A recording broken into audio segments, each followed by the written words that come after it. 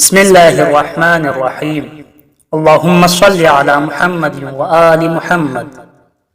بیان سر شہادت کی اگر تفسیر ہو جائے، مسلمانوں کا قبلہ روزہ شبیر ہو جائے۔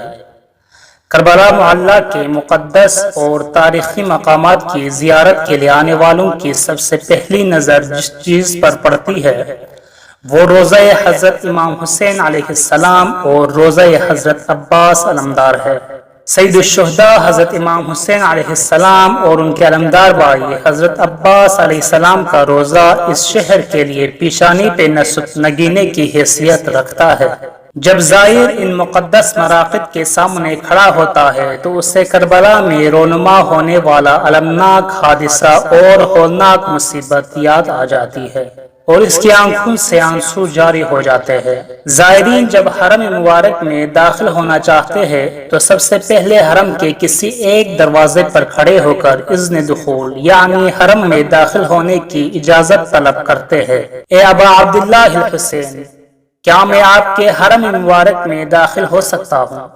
یا رسول اللہ، کیا میں آپ کے نواسے کے حرم میں داخل ہو سکتا ہوں؟ یا امیر المؤمنین یا علی ابن ابی طالب، کیا میں آپ کے فرزند کے حرم میں داخل ہو سکتا ہوں؟ یا فاطمہ الزہرا، کیا میں آپ کے لال حسین علیہ السلام کے حرم میں داخل ہو سکتا ہوں؟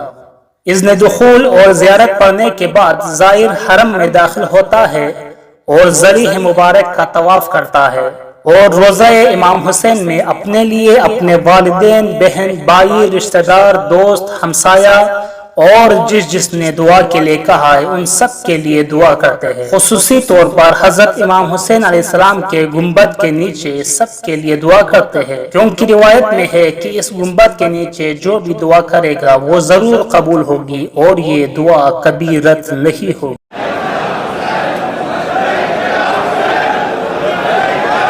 اور اس کے بعد زائر دعا اور عبادات الہی میں مشغول ہوتا ہے اور خداوند متعال کا شکر بجا لاتا ہے کہ اس ذات نے زیارت امام حسین کا شرف بخشا۔ اگر آپ کبھی کربلا زیارت کے لیے نہیں گئے تو اللہ تعالیٰ کی بارگاہ میں دعا ہے کہ اللہ تعالیٰ آپ کو اور آپ کی پوری فیملی کو کربلا کی زیارت نصیب کرے۔ اور اگر آپ ایک بار یا دو بار زیارت پہ گئے ہیں تو آپ کو معلوم ہوگا کہ حرم امام حسین علیہ السلام کے کتنے دروازے ہیں۔ اگر آپ کو نہیں معلوم تو ہم بتاتے ہیں کہ حرم امام حسین علیہ السلام کے کتنے دروازے ہیں، ان دروازوں کے نام اور وجہ تسمیہ کیا ہے، یعنی ہر دروازے کا یہ نام کیوں رکھا گیا اور ان دروازوں پر کیا جملہ لکھا ہوا ہے اور ان جملوں کا مطلب کیا ہے۔ تو آئے حرم امام حسین علیہ السلام کے بارے میں یہ معلومات حاصل کرے اور تمام عزاداروں تک یہ معلومات پہنچائے۔ حرم امام حسین علیہ السلام کے کل 10 دروازے ہیں۔ نمبر 1، باب قبلہ۔ اس دروازے پر السلام علیک یا ابا عبداللہ لکھا ہوا ہے۔ امام حسین علیہ السلام کے بیٹے کو ان کے صغیر سن ہونے کی وجہ سے علی اصغر کہہ کر یاد کیا جاتا ہے۔ ان کا اصل نام عبداللہ تھا۔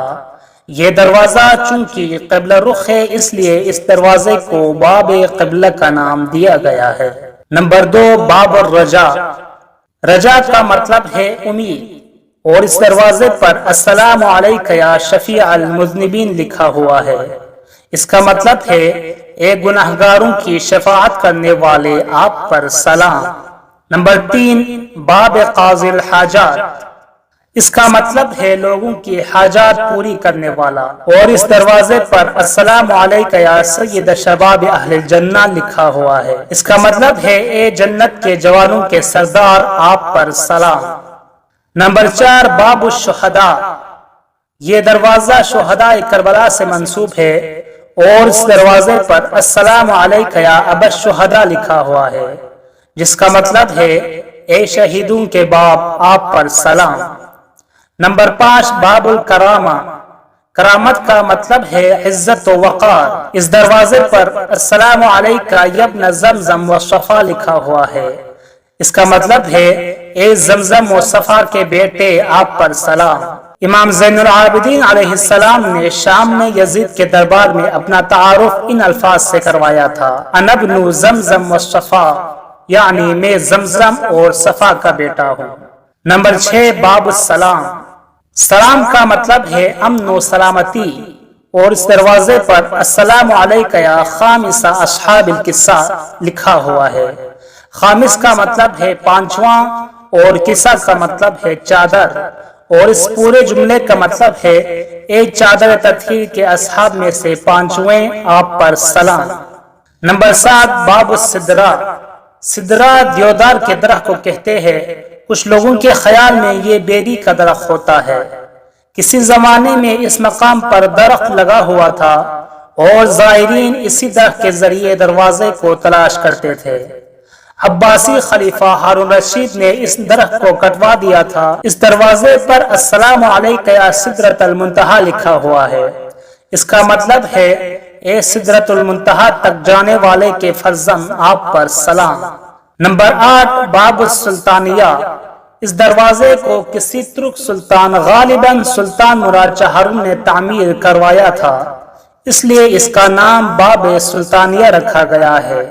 اور اس دروازے پر السلام علیک یا امین اللہ وابن امینہ لکھا ہوا ہے۔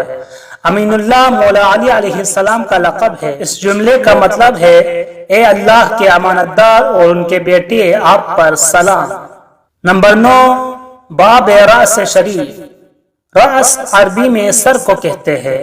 امام حسین علیہ السلام کی قبر کا سرانہ اسی جانب ہے، اس لیے اس دروازے کو باب رأس شریف کا نام دیا گیا ہے۔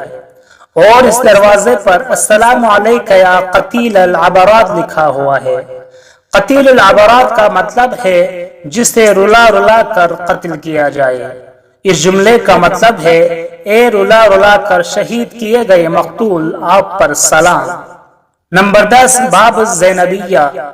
اس دروازے کے سامنے چونکہ تل زینبیہ ہے، اس لیے اس دروازے کو باب زینبیہ کا نام دیا گیا ہے۔ یہ وہ مقام ہے جہاں سے بی بی زینب سلام اللہ علیہا نے شمر ملعون کو امام حسین علیہ السلام کا سر مبارک تن سے جدا کرتے ہوئے دیکھا۔ اور اس دروازے پر لکھا ہوا ہے السلام علیک یا ابن فاطمہ الزہرا، یعنی اے فاطمہ زہرا کے فرزند، آپ پر سلام ہو۔ یہ تھے حرم امام حسین علیہ السلام کے دروازوں کے بارے میں معلومات۔ امید ہے کہ یہ معلومات آپ تمام عزاداروں تک پہنچائیں گے۔ والسلام علیکم ورحمۃ اللہ وبرکاتہ۔